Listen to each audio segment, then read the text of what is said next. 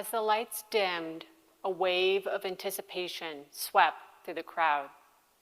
The stage came alive with pulsating lights and deafening screams.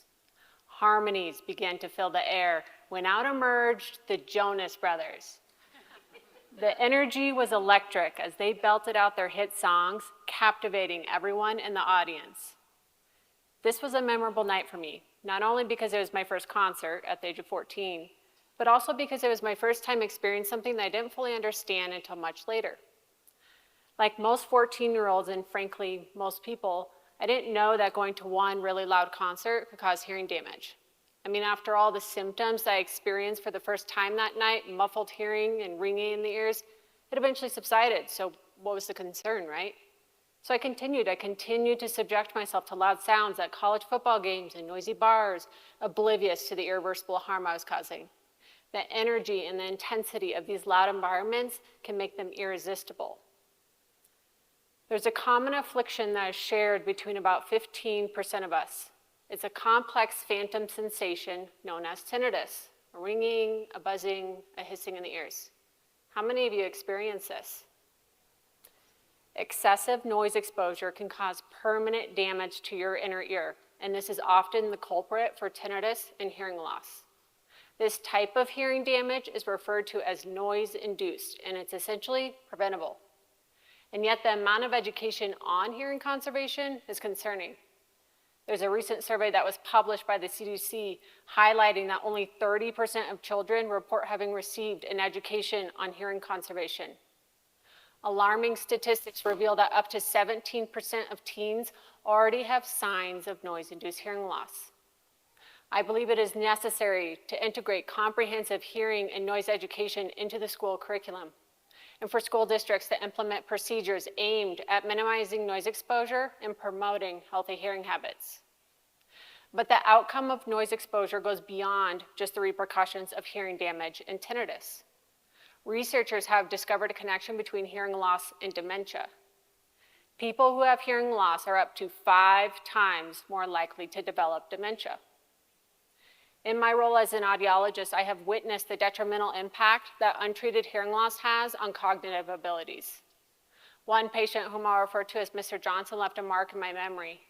From our initial encounter, it was obvious that Mr. Johnson severely struggled with hearing conversations. His family had become increasingly concerned while observing his behavior during social gatherings, as he is becoming more withdrawn and isolated. Despite my making recommendations for hearing devices to improve his ability to communicate with others, Mr. Johnson decided not to move forward. As time passed, I ended up receiving word from his family that his condition had progressively worsened, and he was eventually diagnosed with dementia. Neglecting your hearing loss can negatively affect your brain. Your brain has to work harder and harder to process sounds, which leaves fewer and fewer resources for other cognitive processes. This constant strain on your brain, known as cognitive load, can lead to faster brain atrophy.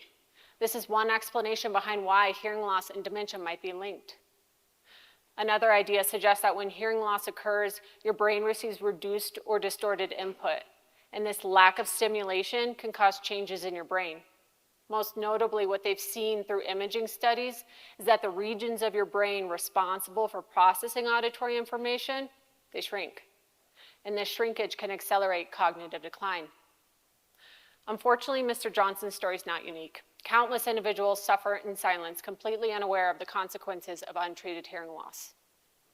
The Lancet Commission on Dementia has identified 12 modifiable high-risk factors for dementia.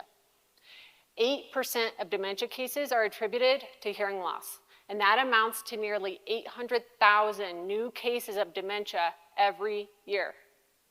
This critical link underscores that hearing loss is the most modifiable of all dementia risk factors, as hearing loss can be mitigated through education, prevention, early diagnosis, and treatment. Now, typically, hearing loss comes on gradually with age. But it's not until people notice a significant disruption in their daily lives that they will even consider addressing their hearing impairment. In fact, on average, it takes people approximately 10 years from the moment they start noticing hearing difficulties until they actually do something about it. 10 years. I'd argue most of you wouldn't wait a decade if you couldn't see your TV, right? There is no cure for hearing loss. Hearing devices are currently the best treatment option to manage this progressive degenerative disorder. However, a staggering 80% of people who could benefit from a hearing device don't wear one. Most people don't see hearing loss as an important health condition, causing delays in their treatment. I can't tell you how many times I've had a patient say to me, "My hearing loss is normal for my age, right?" Society may think it's normal, but I say it's not. Additional barriers to treatment include costs, people's concerns about their appearance and the social stigma, and having limited access to quality treatment. Hearing devices and auditory training programs allow people to regain effective communication skills, remain socially connected, and nurture a healthy brain. There is growing evidence to support that wearing hearing devices can reduce your risk of dementia. My career as an audiologist has enabled me to help numerous people with hearing loss and tinnitus. It has also opened my eyes to helping myself. Now, I'd like to take a moment. I want you to all envision, what does someone with hearing aids look like? What image comes to your mind? Well, I happen to be one of those people who wears devices. Pretty cute, right? I never anticipated finding myself in the position of being my own patient, but starting treatment has proven to be the best decision, and I urge you to do the same. We have a responsibility to share this knowledge and raise awareness, because if one conversation about hearing loss could potentially protect someone from the consequences of dementia, depression, and reduced quality of life, why not have that conversation with everyone? I encourage you to prioritize your hearing today. Hearing intervention is not just about improving your hearing abilities. It's a vital element of living a healthy lifestyle. I also encourage you to have a conversation with your kids and your grandkids about noise exposure and be a positive role model. Now is the moment for us to focus on hearing health and diminish the occurrence of dementia, because it's never too early to start. Thank you.